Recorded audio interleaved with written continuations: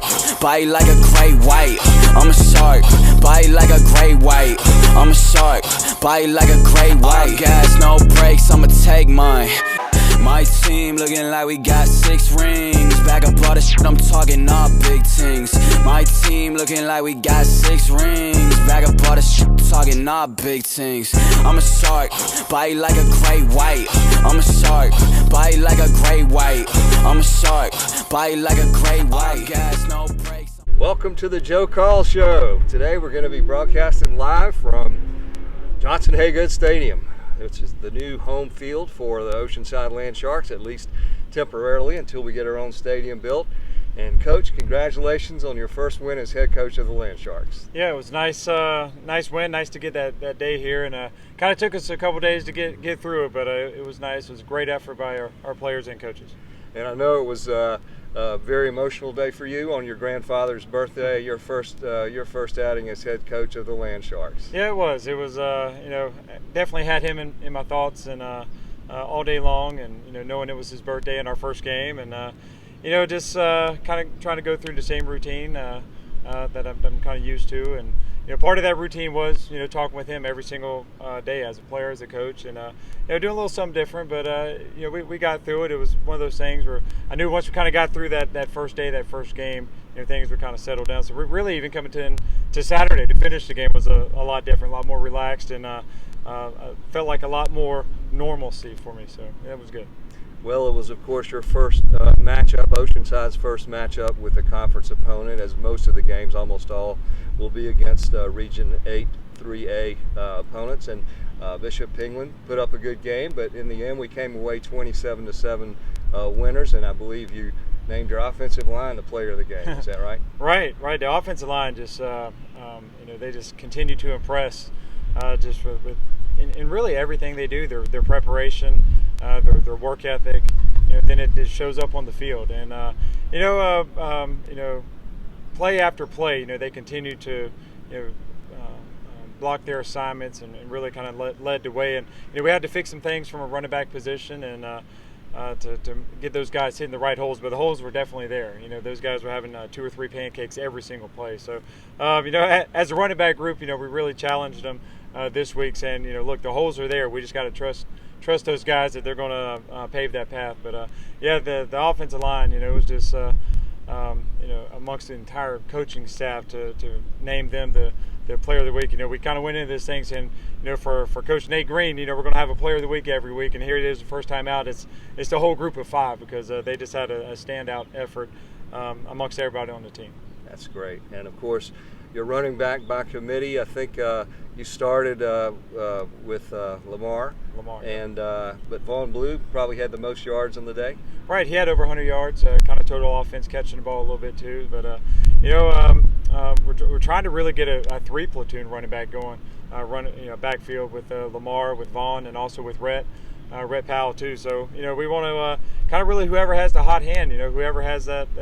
Kind of fits the game plan, and really kind of game plans change, but they all kind of give us a different dynamic. And for Vaughn, he was just clicking the other night. He was hitting those holes a little bit quicker, and kind of getting through that first line into the second level of the defense, and he was able to push one in. There was a couple other times, we were right there for some big plays, and I think through good film study this week and good practice that we got in this week, that'll start showing up on game night. Of course, Garrison Kepley had his first start as a Land Shark. How do you rate his performance on Friday and Saturday? Right, Garrison, we thought managed the game very well. Early on, kind of like really all of us is a lot of early nerves, to kind of get out. That first time starting, first time being the leader out there on the field and being the coach on the field. But and he did a great job of just managing the game, getting us in the right play, getting our guys set, not trying to, really, relaying the signals and the play calls to the offensive line, the rest of the offense. And, when our backs got to the wall, the leadership I love is he stepped right into the huddle after they brought it within 10-7. He said, come on, guys, it's our turn. Let's turn this on. Let's start executing. And, we pushed it right down the field and capped it off with him with the 1-yard touchdown. So it was kind of a good growing up game for him too, kind of get that first game behind him as well. And his leadership has continued to get better game in, and with every practice, and now we'll see it with every game. How about the wide receivers? Who stood out to you this week?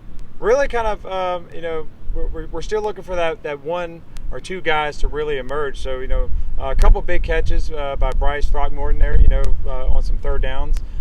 Fletch right there, Fletcher Fowles, he never drops balls. You see that in the first one out, he just kind of misjudged it. And really what happens there is, we practice during the daylight.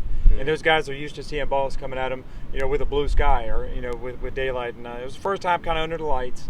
It's just a different look, with the receiver being in a game situation. So he just misjudged the first one, but came back on Saturday and had a great catch.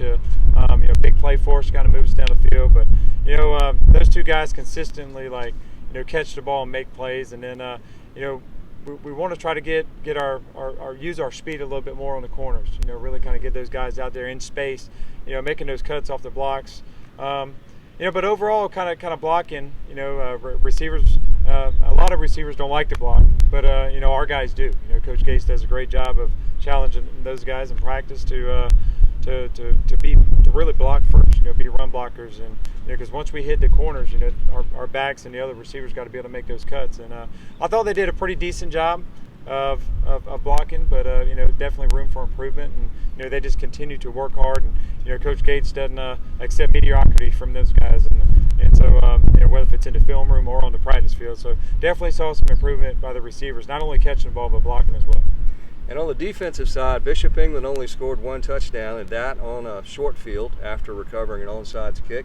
I'd have to say your defense looked pretty darn good overall. Yeah, blood pack. That's the name they're going with. They're a tough group, and they bring an edge to them every day and attitude, and I love that from a coaching standpoint.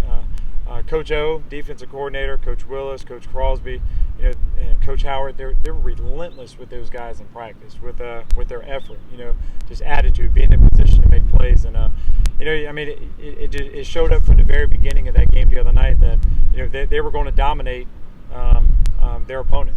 And it doesn't matter who the opponent is. They're going to step out there and dominate. They may, every defense is going to give up a play or two, and that happened. But it's really how you bounce back from it and how you kind of bow your neck and really get those 3 and outs and get those stops when you really need them. As the game went on, we started forcing turnovers. Zay Alford had a big pick right there before half. I think it was a huge momentum for us going into halftime. Bishop England was driving. They had a big play. They were driving, and then he had the big pick. And of course, through a good special teams play, we pinned them deep, and then our defense came up with a turnover and scored a touchdown. And anytime your defense or your special teams can score points and score touchdowns, that makes a big difference. It takes a lot of pressure off the offense. And actually, we scored 16, basically 16 points from our special teams and defense, which was huge in the outcome of the game. And of course, Spencer McKinley, I think, had the longest field goal in Oceanside history. Is that right? Wow, yeah, that's right. And it was an opportunity toward the end of the game where, running down about had a minute and a half on the clock, and we knew we could probably run the clock out. But in that situation, we want our guys to get as much live action as they can. Kind of real time situation with a good rush coming at them. And Spencer's got a big leg, and he's been working on it. And it's really and I knew he would have no problem with the distance or with the accuracy. He's got that, but really that pressure with the guys up front. Getting that snap, getting a hold. We have Coleman. He's a first year holder. So kind of put a little pressure on him as well to. Let's get a good live action for a big time hold for a big time kick, and it was a perfect snap, perfect hold, perfect kick, and a good execution, and that's what at that point in the game, we're really focusing on preparing for something that'll come up later in the season in a different game, and those guys executed it perfectly. And Spencer had a big game kickoff too. A lot of times those those. Won't notice those, but I promise you, defensive coordinators and defensive coaches notice that because when your opponent's starting on the 20, they got a long way to go to drive to get there. So it's definitely a weapon that we have, and it came to our advantage the other night. And then like I said earlier, Coleman Franzone, first time out punting, hits a 51-yarder, rolls down and pins him on the 1-yard line.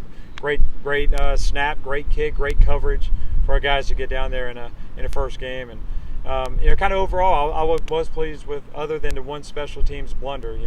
I would give us an A probably because of the onside kick they got. It drops us down to probably a B-. But the overall, our execution on our special teams was really pleasing to see, especially in the first game, without a scrimmage. Hate to bring up anything negative, but there were an awful lot of penalties in that game. We talk a lot about ego penalties, and all the players have heard me say it over and over, and it's really those personal foul penalties, those penalties that we can control. Jumping off sides, getting a personal foul penalty. Sometimes you'll do a great job blocking, and you may pancake a guy. You may take your guy and just kind of take him wherever you want, and you're going to get called for holding, which happened to us unfortunately a couple times. And but it's those ego penalties that go a little bit above and beyond that are the ones that as coaches that frustrates you. And we had 15 penalties, 125 yards. That's a lot of yards. That's a lot of penalties, a lot of yards. It shows lack of discipline, and that's on me, as the head coach, and we're going to filter that down to make sure we're disciplined in all that we do. And we look to every week cut penalties in half. What was it the week before? We're going to cut it in half. And a way we do that, there's a lot of different ways to kind of push accountability on penalties, and we do it as a team. We choose at practice, at the end of practice, as a team, we're going to do bear crawls, just as a team activity, as a reminder to, we can't have penalties because every penalty is going to affect the team. So we're going to be held accountable as a team. Now let's talk about North Charleston. That game is going to be on Thursday night. Why is it a Thursday night game? North Charleston's field, the new district stadium they have on 526, beautiful facility, but they share it with there's 4 high schools that use that field. And so they kind of alternate. There's 2 home games. 2 of the teams are home one week, 2 are away. So one team gets a Friday night game, the other team gets to choose a Thursday night or Saturday night. So this past week, North Charleston played Hanahan there on Saturday night. So we had the option, so we pushed for Thursday night. So we're going over there this Thursday night, which is for a coach, we like our players to stay in routine. So it throws us a little bit out of our routine, but our guys have, if anything that 2020 has taught us is you can't stay in your same routine. So right. You got to be able to adjust, and I thought our guys have done a great job this week adjusting. So we're ready to go for Thursday night.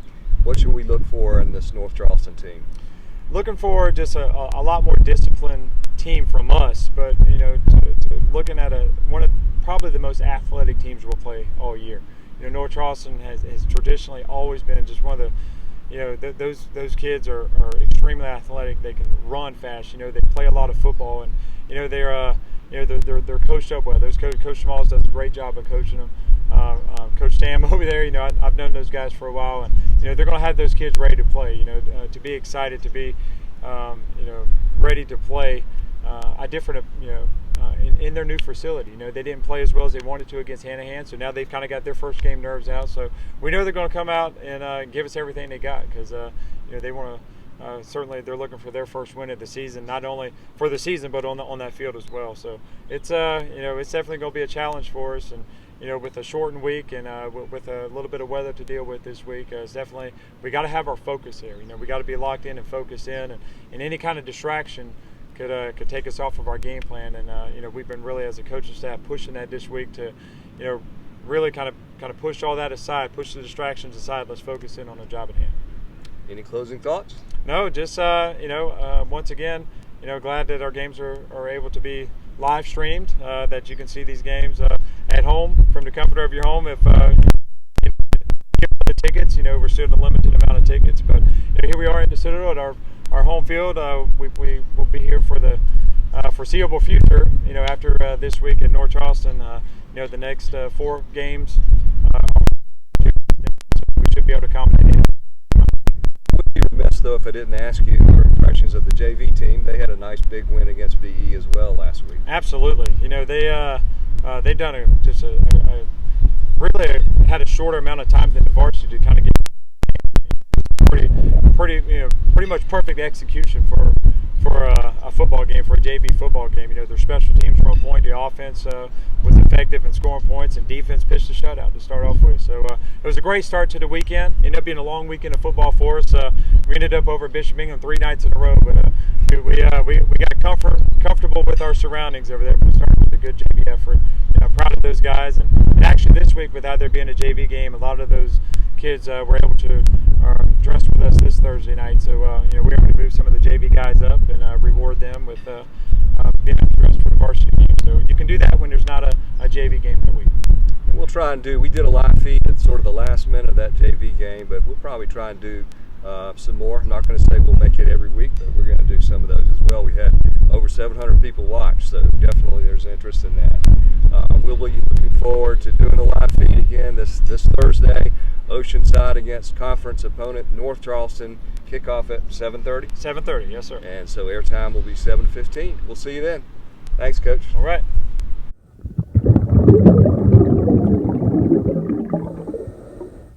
I'm a shark, bite like a great white. I'm a shark, bite like a great white. I'm a shark, bite like a great white. Gas, no brakes, I'ma take mine. My team looking like we got 6 rings. Back up all the shit, I'm talking all big things. My team looking like we got 6 rings. Back up all the shit, I'm talking all big things. I'm a shark, bite like a great white. I'm a shark, bite like a great white. I'm a shark, bite like a great white. Gas, no brakes.